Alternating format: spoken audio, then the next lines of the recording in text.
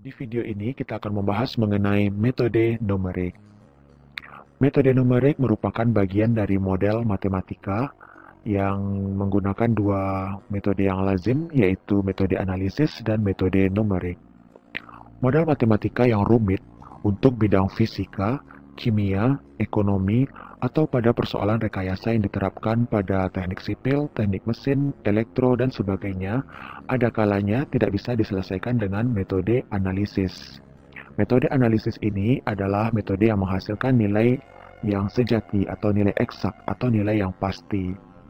Metode analisis ini adalah metode penyelesaian model matematika dengan rumus-rumus aljabar yang sudah baku atau pemrosesan matematika dengan rumus-rumus.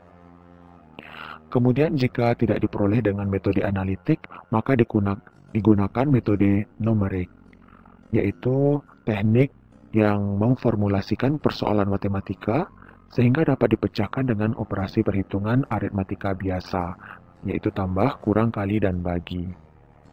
Pada metode matematika ini, metode analisis dan metode numerik ini, ada perbedaan pada hasil yang diperoleh. Untuk metode analisis, diperoleh solusi sejati atau solusi yang pasti dengan nilai errornya sama dengan 0. Misalnya kita mengalihkan angka 4 dengan 4, hasilnya 16 tanpa ada pergeseran sedikit pun dari nilai ini. Sedangkan pada metode numerik dihasilkan fungsi matematis dan solusi hampiran atau solusi yang akan mempunyai jarak atau error dari solusi yang sejati, di mana nilai selisih atau error dari nilai sejatinya itu harus lebih kecil dari toleransi. Nah, misalnya seperti luas lingkaran menggunakan rumus pi_r kuadrat. Untuk nilai pi ini adalah 22/7 yang digunakan untuk perkalian nilai jari-jari yang kelipatan 7. Sementara jika bukan kelipatan 7, biasa digunakan 3,14. Nah, 3,14 ini merupakan nilai hampiran dari pembagian 22/7. Nah, seperti ini kira-kira hasil yang akan kita peroleh pada metode numerik. Berikut ini contoh penggunaan metode analitik. Misalnya pada pencarian nilai X, pada persamaan 5X sama dengan 20, kita bisa langsung memproses dengan memindahkan nilai 5 ke sebelah kanan. 20 dibagi 5, diperoleh nilai X-nya sama dengan 4. Kemudian, persamaan kuadrat ini juga bisa kita faktorkan. Dan langsung didapatkan nilai X1 dan X2 tanpa ada selisih sama sekali, artinya pada persamaan ini nilai errornya 0. Kemudian juga bisa menggunakan rumus ABC jika persamaan ini tidak bisa dicari dengan teknik yang pertama atau teknik yang kedua. Kita substitusikan nilai A dengan mengambil koefisien yang pertama. Ini koefisien B, nilai koefisien yang kedua ini adalah nilai B, dan yang ketiga adalah C. Disubstitusikan berdasarkan rumus ini. Nah, berikut ini sudah ada contoh. Kemudian kita proses, dan dihasilkan nilai X1 dan nilai X2. Ini contoh untuk metode analitik. Untuk memproses perhitungan ini, komputer mempunyai cara yang berbeda. Contohnya, untuk perhitungan yang dilakukan agar nilai X ditemukan pada persamaan ini, komputer akan mencoba memasukkan nilai satu persatu. Misalnya seperti ini. Kita berikan nilai X dengan tebakan 1 misalnya, maka dicari nilai fx-nya dari persamaan 5x dikali 5 dikali x. Oke, dihasilkan 5. Berikutnya, jika x-nya 2, nilainya 10, belum terpenuhi persamaan ini. Kemudian di copy terus sampai kita dapatkan nilai yang diharapkan, yaitu 20. dan berada pada nilai X4. Kita juga bisa perhatikan pada grafik. Ini dari Insert, Chart, pilih Sketcher with Smooth Lines Chart. Nah, di sini diperlihatkan grafik untuk kecenderungan nilai pada persamaan ini. Untuk nilai X1 berada pada posisi fx yang berikut ini hingga yang batas nilai akhir yang kita ambil.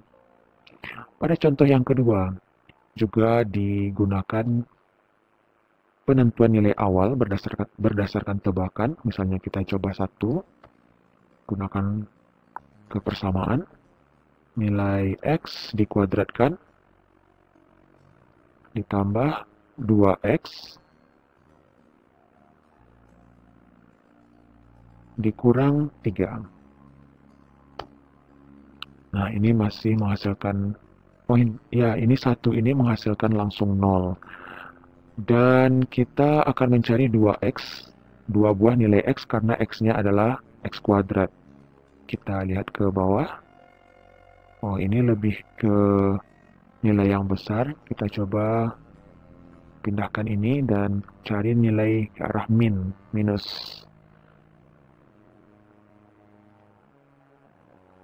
Ini juga belum. Coba kita kurangi ini. Sistem komputer adalah try and error. Nah, di sini ditemukan nilai fx 0 berada pada posisi -3 dan 1. Kita lihat pada grafik bagaimana bentuk dari nilai X ini pada grafik. Nah, ini grafiknya. Kurva ini menyentuh nilai X di posisi ini pada nilai -3, berpotongan dengan sumbu X pada X -3 dan pada X bernilai 1. Ini posisi yang sangat pas atau solusi eksak. Tapi komputer mengerjakannya dengan iterasi atau langkah-langkah yang bisa menghasilkan beberapa langkah. Mungkin langkahnya sedikit seperti ini, masih contoh sederhana, atau langkah yang panjang. Seperti pada persoalan yang ketiga ini, kita coba masukkan nilai, karena di sini sudah ada -4, kita coba -4.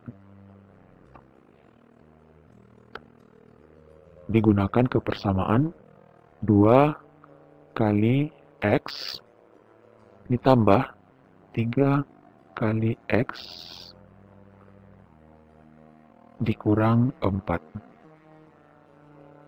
Oh, ini X kuadrat.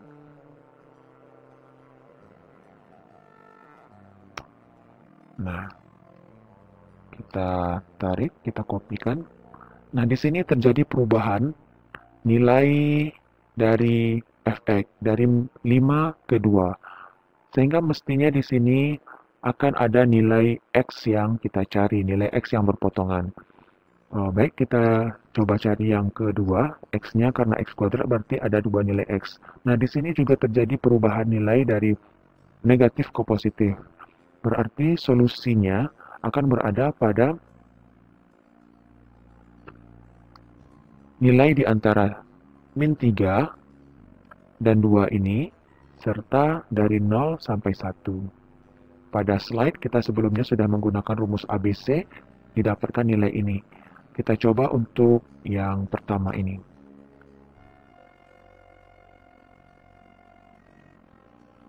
Kita ambil, kita dekati nilai -3, -2, -2,9. Kita masukkan ke persamaan. Nah, -2,9 berikutnya -2,8.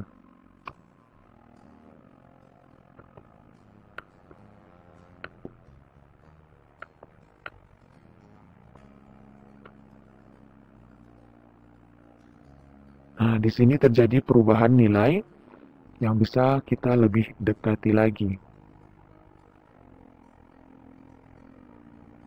Kita Kita coba ambil nilai min 2,49,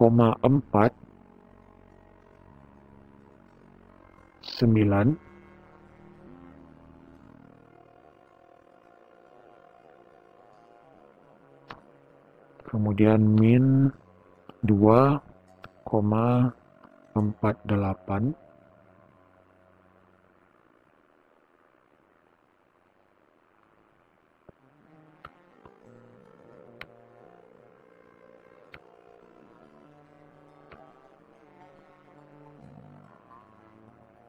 terus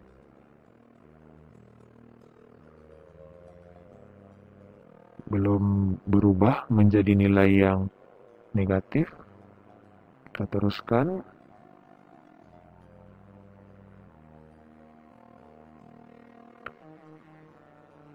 Nah, dan berubah pada posisi min 2,36.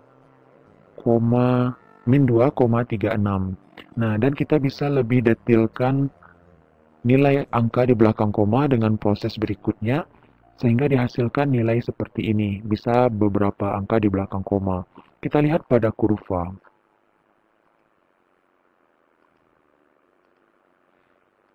Nah, pada kurva ini diperlihatkan bahwa solusi yang didapatkan itu akan mendekati nilai di antara min 3 dan min 2. Kemudian solusi yang kedua adalah di antara 0 dan 1. Lebih cenderung ke arah 1.